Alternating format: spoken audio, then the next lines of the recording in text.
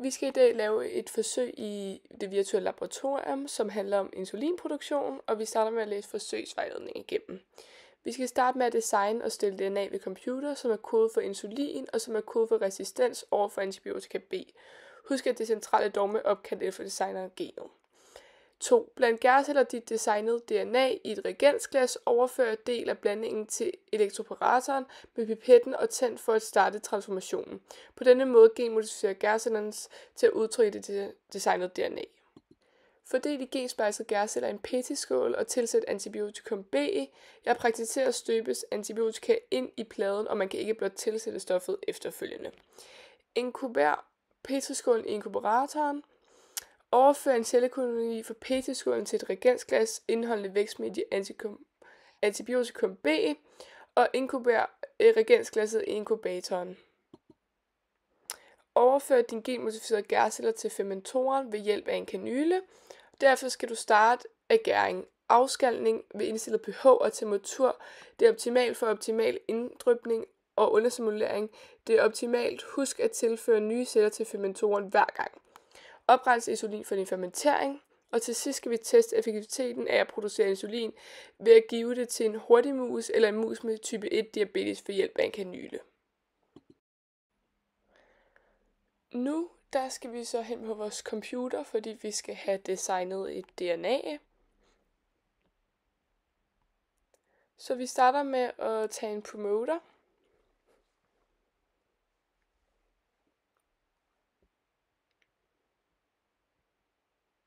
Derfor skal vi have et ribosom binding site og et startcodon.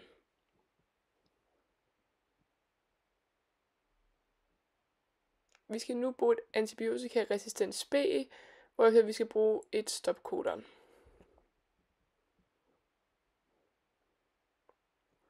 Vi skal igen have vores ribosom binding site, og så skal vi have vores startcodon.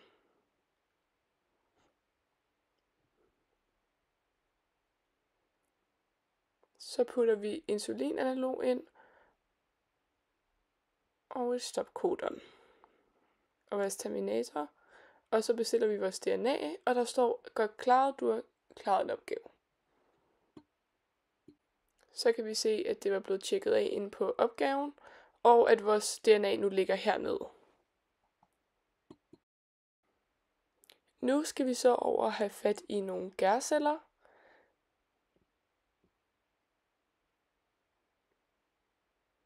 De er inde i køleskabet, og så skal vi også have et reagensglas, fordi vi skal blande.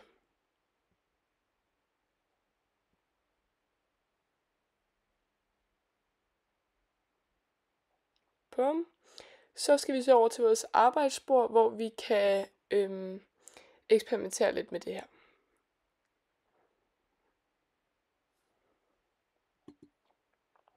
Og vi skal huske at tænde for bunsenbrænderen, så vi kan arbejde på et sterilt arbejdsbord.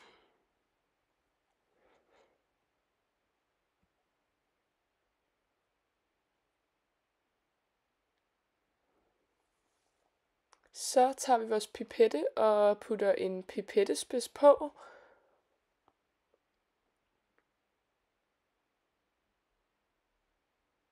Og så skal vi, der kan man så se, at jeg har glemt at skifte pipettespidsen, og det skal vi huske at gøre, fordi ellers så kommer der bakterier ned i det rene reagensglas. Bum. Og så har vi fået blandet de to. Nu tager vi så en ren pipettespids og tager vores blandet materiale og putter ind i inkubatoren.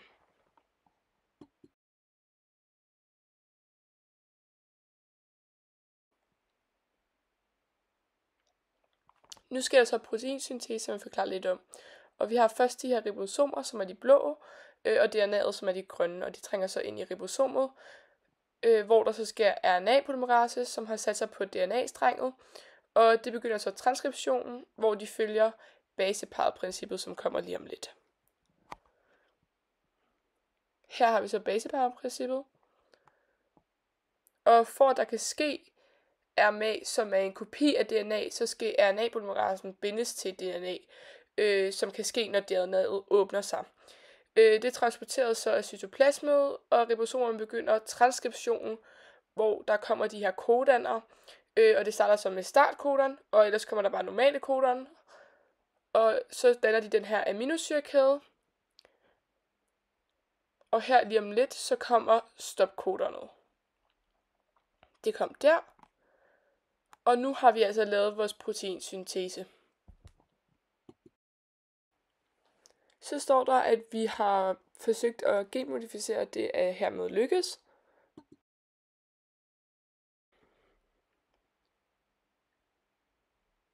Nu skal vi altså fordele de gensplejsede gærceller i en petriskål, så vi skal lige hen og hente en petriskål.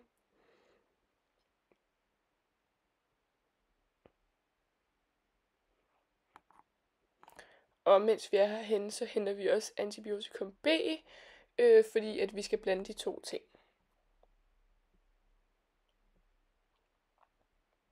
Så skal vi tilbage på arbejdsbordet, hvor vi sætter petriskålen op og antibiotikum B.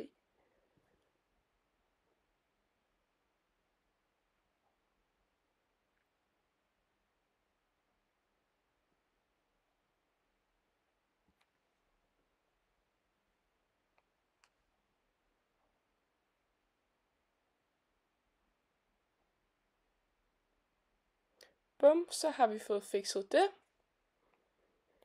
Så tager vi så petriskålen, fordi vi skal hen i inkubatoren nu. Der sætter vi den så ind, hvor den står på 37 grader i 48 timer.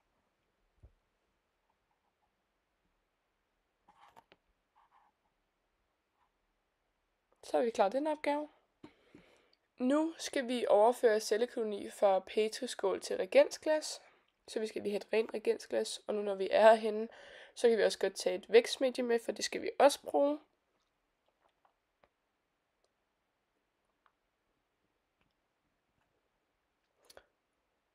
Og et antibiotikum B. Så går vi tilbage på arbejdsbordet, hvor vi lige får ryddet lidt op, så vi arbejder sterilt og rent.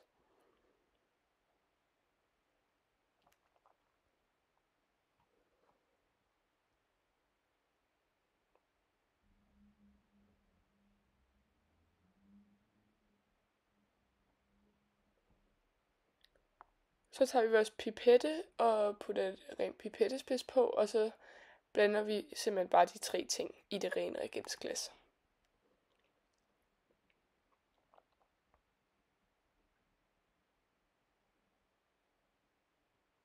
Og det er meget vigtigt, at vi husker at smide pipettespidsen ud efter engangsbrug.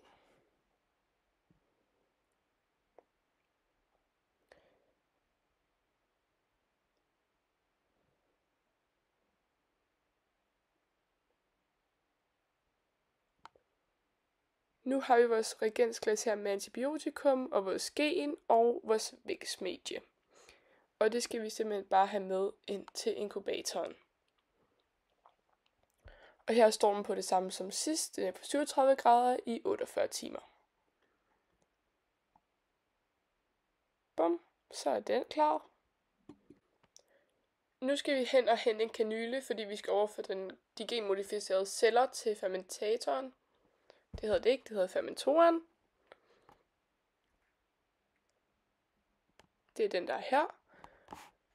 Men vi skal først lige tilbage på arbejdsbordet for at kunne trække det op i kanylen.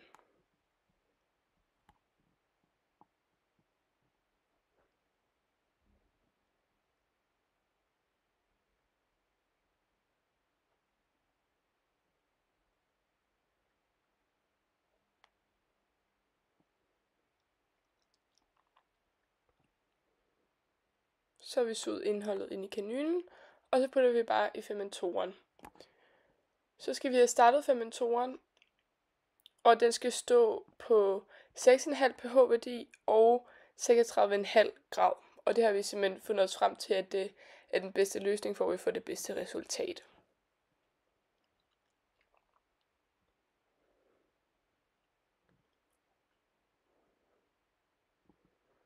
Og den står allerede på insulin, som er det, vi har til formål for vores fermentering.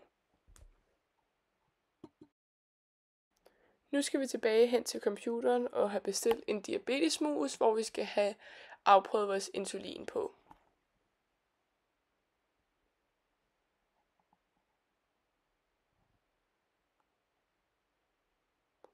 Og så sætter vi simpelthen bare vores mus herinde i hjulet.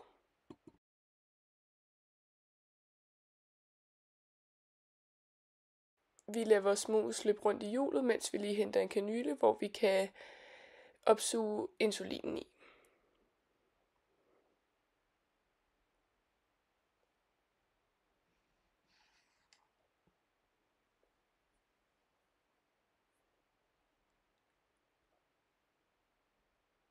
Og igen, vi fjerner alle de ting, vi har brugt, så vi har et rent arbejdsbord. Så stikker vi den stakkels mus med insulinen. Og så har vi faktisk klaret hele opgaven i det virtuelle laboratorium.